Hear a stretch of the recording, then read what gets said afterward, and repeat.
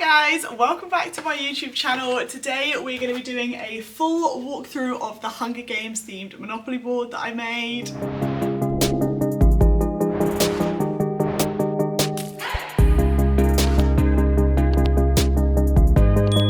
I think this actually might be the 8th or maybe even 9th custom Monopoly board that I've made so far. We started with Harry Potter, we've done Disney, Pixar, Marvels, Barbie, musicals, and a fair few more that I just can't think of off the top of my head right now. I have videos like this for all of those if you want to go and check those out, but today is all about the Hunger Games. So we will kick it off with a little bit of a tour of what's on the board, ranging from like all the different property sets.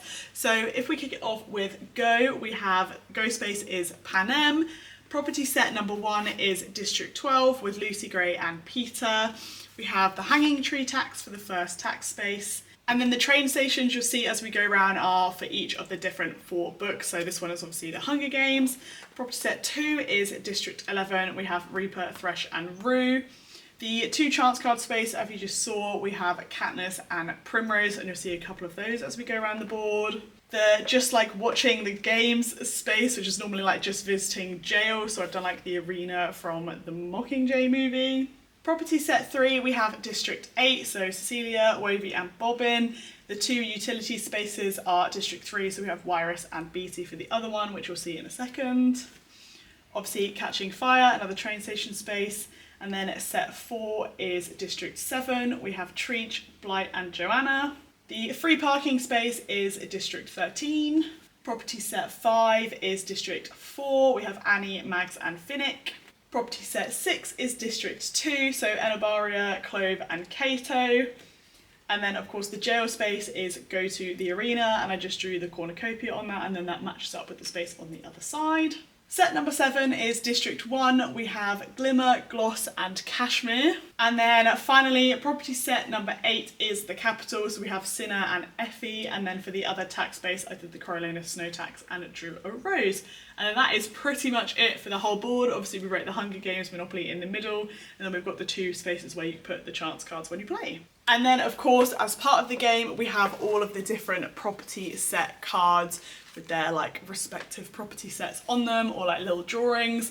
So I will also show a couple of clips of those. I did actually manage to accidentally cut the corner off the Mockingjay one when I was cutting them out, but I did only get 1 set printed. Lots of people always ask like, where do I get my cards printed? I just use an online print service because they normally have really good ink quality and it's normally fairly cost effective. I think to get everything printed for this whole Monopoly, including property cards, chance cards and all the money, I think it cost me like £12, including shipping to get it all sent. So it's pretty cost effective because you get really high quality paper or like card for the cards, paper for the money, and like really high quality printing, so definitely worth it. But anyway, yes, on the back of the property cards we just sort of have like a faded version of the Panem symbol, and then mortgaged and the classic, the card must be turned this side up if the property is mortgaged, and the cost for them, they are pretty simple, they normally are. And then yeah, that's kind of it for the property cards. Next up we have the chance and community chest cards, which we've done as Katniss Flower for 1 set and then Primrose Flower for the other set. And I'm going to go through every single one of these, show you what they look like and talk through what is written on each one of them. I actually, as a bit of an experiment for this Monopoly, tried to get ChatGPT to write as many of these for me as possible. And yeah, it was a bit of a stretch. I had to edit pretty much everything it came up with, but it was really good for like inspiration of cards, I will say that. So we'll kick off with all the Primrose themed cards. We have you enroll to become a peacekeeper, advance to an unowned district property of your choice. You purchase a Mockingjay pin from a stall, pay $50. Wirus shares a cryptic piece of information with you, collect $50. Remember who the real enemy is, advance to Catching Fire. The Capital demands more taxes, pay $10 each to the owners of Cinna and Effie. If unowned, pay to the bank. District repairs, you've been bombed by the Capital. For every district house you own, pay $25. For every Victor's mansion you own, pay $100. The Capital has established the Treaty of Treason, advance to the new nation of Panem. Your sister volunteered as tribute in your place at the Reaping, get out of the arena free card. The odds were not in your favour, go to the arena. Congratulations, you have won the annual Hunger Games, collect $200. You got a gift from a sponsor, collect $50. You place a bet on a tribute, pay $100. I'm not going to sing this, but it's sort of some lyrics from the old There Before song in A Ballad of Songbird and Snakes. So it says, go back 3 spaces. And similar again, this is the sort of national anthem out of Panem. So we have the lyrics for that and then advance to Panem. You signed up for more Tesserae, collect $100. And the last one, you mistake a night lock for normal berries, pay $50. And now I'll run through all of the ones on the Katniss cards. We have Jabberjay, pay $50 to the owner of either of the capital properties. Everyone else must mimic you and do the same. BT is a master of engineering and strategy. Join forces with him. Pay the owner of BT $100. If unowned, pay to the bank. May the odds be ever in your favour. Go back 2 spaces. District 13 has been bombed. For every district house you own, pay $40. For every Victor's mansion you own, pay $115. Finnick tells you a secret, advance to Finnick. You get stung by a tracker jacker and start to hallucinate, go back 1 space. Mockingjay, known for its ability to mimic, advance to the same space on the board as another player. You buy something off Greasy Say at the Hob, pay $20. This one is a quote from The Ballad of Lucy Gray in the movie, so we have advance to Lucy Gray. And again, another quote from another song in A Ballad of Songbirds and Snakes, so pay $10 to all the other players. You got an 11 training score and will gain great sponsors, collect $100. You've been fined by the capital for unauthorised hunting outside the district area, pay $100. You volunteer as tribute, go to the arena. You are assigned Cinna as your stylist, advance to Cinna. You risk running to the cornucopia, collect $20, and then finally, you've made an alliance with a fellow tribute who is secretly rebelling against the capital, get out of the arena free card. Then we have all of the different notes for the money, and as usual, I just sort of colour code these to match something in the books and movies. So these are each sort of matched to one of the districts. I'm going to try and remember which one is which. So the £500 note is sort of matched to the capital, so like the blue and the gold. The £100 note is matched to District 12. So when I went on the Hunger Games fandom wiki, they have like each of the colours associated with the different districts. And District 12 was like black pre-rebellion, which is why it's black on the board. And then it was this like teal colour post-rebellion. So this way I've got both colours included. The 50 note and this sort of like green colour was District 1. Honestly, I just really liked this colour and wanted to have a bit more range because honestly, a lot of the property sets, as you'll see, are just different shades of brown. The 20 note is District 4, so like Finnick and Mags, that district. The 10 note, I believe, is District 2.